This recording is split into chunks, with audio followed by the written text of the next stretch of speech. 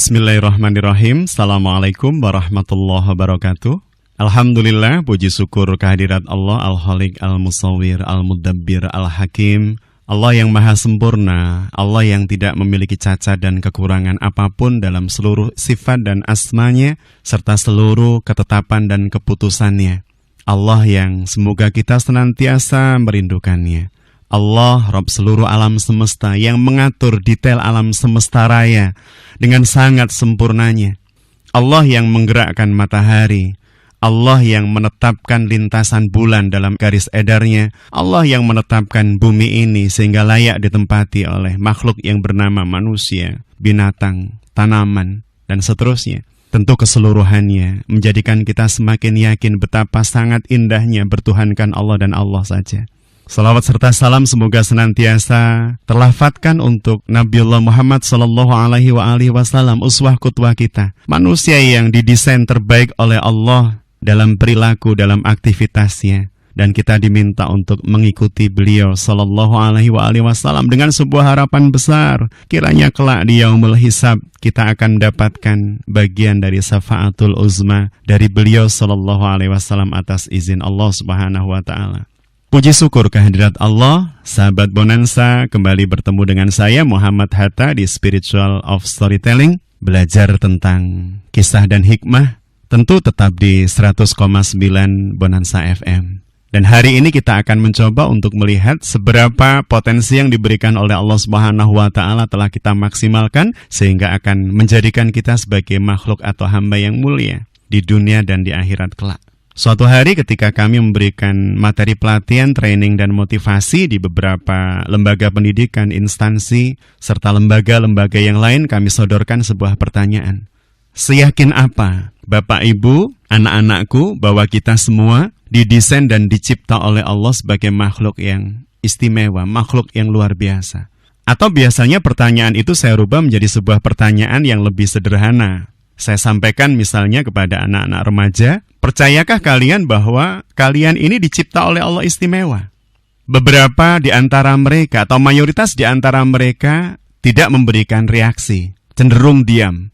Sedangkan beberapa remaja yang lain berani mengucapkan yakin. Bahkan ketika kemudian saya minta untuk mengangkat tangan mereka, siapa di antara kalian yang yakin bahwa kalian dicipta oleh Allah istimewa? Beberapa di antara mereka kemudian mengangkat tangannya. Dan perlahan-lahan setiap remaja yang ada di dalam ruangan tersebut juga ikut mengangkat tangan mereka satu persatu.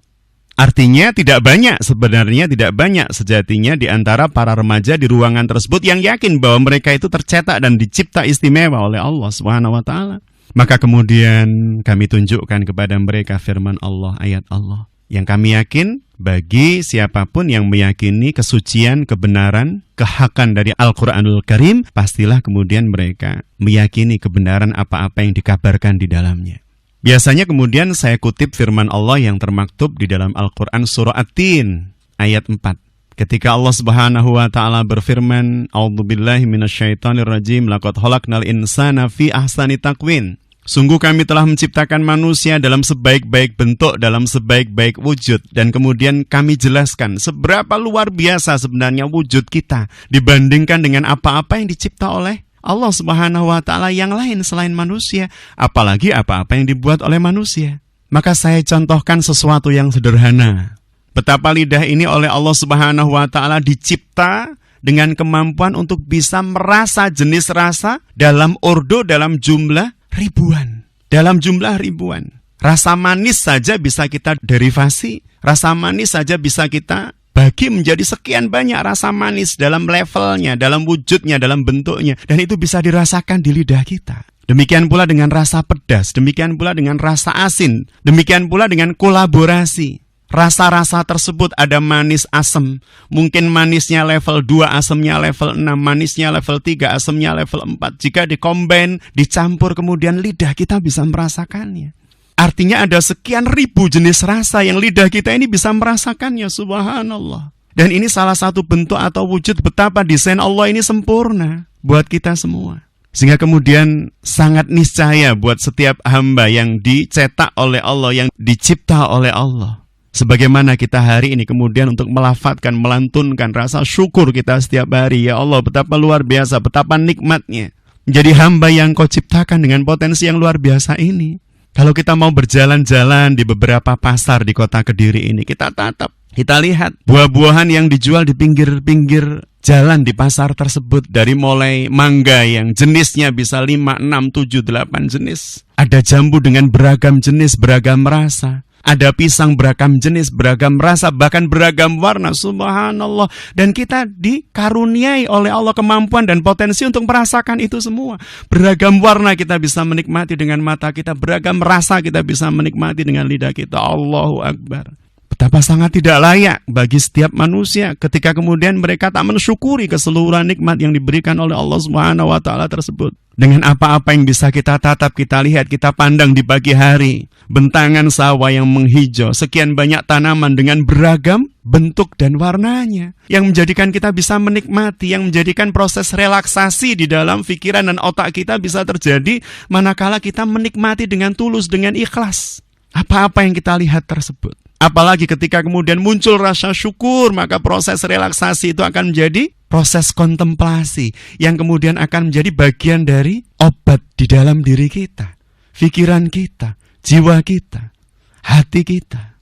Sahabat Bonanza, maka kembali kepada firman Allah yang termaktub di dalam Al-Quran. Surah At-Tin ayat 4 ketika Allah Subhanahu wa ta'ala tadi menyampaikan kepada kita, laqad khalaqnal insana fi ahsani taqwim tsumma radadnahu asfala safilin. Tetapi kemudian ada di antara manusia yang melemparkan dirinya pada derajat yang paling rendah, derajat yang paling hina. Bagaimana bisa manusia terlempar pada derajat yang sangat rendah, yang sangat hina? Padahal mereka adalah makhluk yang didesain sempurna, ahsani taqwim. Bentuk dan wujudnya lebih sempurna dibanding makhluk apapun. Ada sebuah ayat yang kemudian bisa kita jadikan sebagai parameter penilaian. Kenapa kemudian mereka jatuh? Derajat kemanusiaan manusia itu kemudian jatuh pada derajat yang hina di hadapan Allah Subhanahu wa ta'ala. Kita lihat misalnya firman Allah yang termaktub di dalam Al-Quran surah Al-A'raf ayat ke-179. Di dalam surah Al-A'raf ayat ke-179 Allah Subhanahu wa ta'ala menyampaikan a'udzubillahi minasyaitonirrajim. Walaqad dzara'na li jahannama katsiran minal jinni wal insi lahum qulubun la yafqahuna biha wa lahum a'yunun la yubsiruna biha wa lahum adhanun la yasma'una biha ulaika kal an'am bal hum adhal ulaika humul ghafilun. Di tempat kami di Spiritual Building Center, di rumah motivasi, ada divisi yang secara khusus menangani analisa potensi bakat dan minat manusia. Tentu dengan ilmu yang bisa dipertanggungjawabkan secara ilmiah maupun secara syar'i. Kita menyebutnya dengan japo atau jarimu potensimu. Yang di dalamnya kemudian diurai potensi bakat minat seseorang. Bersandar kepada dominasi otak yang kemudian mereka gunakan pada saat berhadapan dengan sebuah aktivitas. Ada kemudian jenis-jenis otak yang menginformasikan kepada kita bagaimana cara orang itu belajar, bagaimana style belajarnya, bagaimana dia bisa belajar secara optimal. Ada yang kemudian kita sebut dengan istilah VAKOG, ada visual, ada auditory, ada kinestetik, ada olfaktori, ada gustatori. Bagaimana setiap orang diberikan oleh Allah Subhanahu wa ta'ala keseluruhan dari cara-cara tersebut, tetapi pasti ada yang dominan, lebih dominan satu dibanding yang lain. Dan di dalam ayat ini Allah Subhanahu wa ta'ala menegaskan kalau kemudian apa-apa yang sudah diberikan dalam bentuk visual, auditory, kinestetik, kemampuan untuk menatap, memandang dan mengambil pelajaran, kemampuan untuk mendengar dan mengambil pelajaran, kemampuan untuk merasa, meraba dan mengambil pelajaran, itu semua kemudian pintu-pintunya ditutup, pintu-pintunya terkunci, maka manusia akan jatuh pada derajat yang sangat rendah, bahkan lebih rendah dari binatang. Allah menyebutkannya dalam Al-A'raf 179 yang tadi kami baca. Allah Subhanahu wa ta'ala menyampaikan, dan sesungguhnya kami jadikan untuk isi neraka jahanam itu kebanyakan dari jin manusia. Kenapa mereka? Kenapa jenis manusia ini kok kemudian harus menjadi bahan bakar api neraka? Maka kemudian Allah Subhanahu wa ta'ala menyampaikan lahum qulub, sesungguhnya mereka adalah orang-orang yang punya hati, la yafqahuna biha, tetapi hatinya tak digunakan untuk memahami ayat-ayat Allah. Tentu ayat di sini yang dimaksud bukan hanya ayat qauliyah, ayat-ayat yang tertampilkan dalam wujud mushaf yang kita baca, tapi lebih dari itu ayat-ayat kauniyah pun kita diminta oleh Allah Subhanahu wa taala untuk bisa membaca, merenungi, mentafakuri, bermuhasabah atasnya agar kita bisa mengambil ibroh dan semakin dekat dengan Allah, semakin kagum dengan Allah, semakin rindu dengan Allah, semakin takjub dengan kemahakuasaan Allah Subhanahu wa taala. Banyak orang-orang manusia yang mempunyai hati tetapi mereka tak bisa menggunakan hatinya itu untuk mengambil pelajaran dari apa yang disuguhkan Allah. Bahkan dilanjutkan oleh Allah Subhanahu wa taala pada bagian ayat berikutnya, dan mereka adalah hamba-hamba yang memiliki mata tetapi tak digunakan untuk melihat tanda-tanda kekuasaan Allah, melihat siang dan malam setiap hari, menatap bintang setiap malam hari, melihat pergantian cuaca, melihat pergantian musim, melihat anak kecil yang tumbuh dari kecil menjadi remaja dewasa, melihat diri sendiri, menatap tangan, melihat rambut, dan seterusnya, tetapi tak berbuah pelajaran apapun yang bisa diambil untuk kemudian menjadikan mereka lebih takjub kepada Allah, lebih pengen dekat kepada Allah. Mereka punya telinga, tetapi telinganya tak digunakan untuk mendengar ayat-ayat Allah dibaca, mendengar uraian ayat-ayat Allah dipaparkan, mendengar kalimat-kalimat thayyibah yang memotivasi mereka untuk menjadi lebih baik. Telinganya hanya digunakan untuk sesuatu yang sia-sia. Telinganya hanya digunakan untuk mendengar apapun yang tak bermanfaat bagi hidup mereka. Inilah yang kemudian menjadikan potensi yang telah diberikan oleh Allah Subhanahu wa taala secara built-in sejak mereka lahir menjadi sia-sia. Padahal Allah berharap menginginkan agar dengan seluruh potensi yang diberikan kepada manusia tersebut, kita menjadi manusia yang seutuhnya, hamba yang seutuhnya, umat yang seutuhnya. Jika seorang anak remaja, maka sesungguhnya memaksimalisasi potensi akan menjadikan dia sebagai anak yang baik buat orang tuanya. Anak yang senantiasa dekat dengan perilaku-perilaku yang menunjukkan birrul walidainnya kepada kedua orang tuanya. Jika dia adalah umat dari Rasulullah, maka dia akan menjadi umat yang itba kepada Kanjeng Nabi.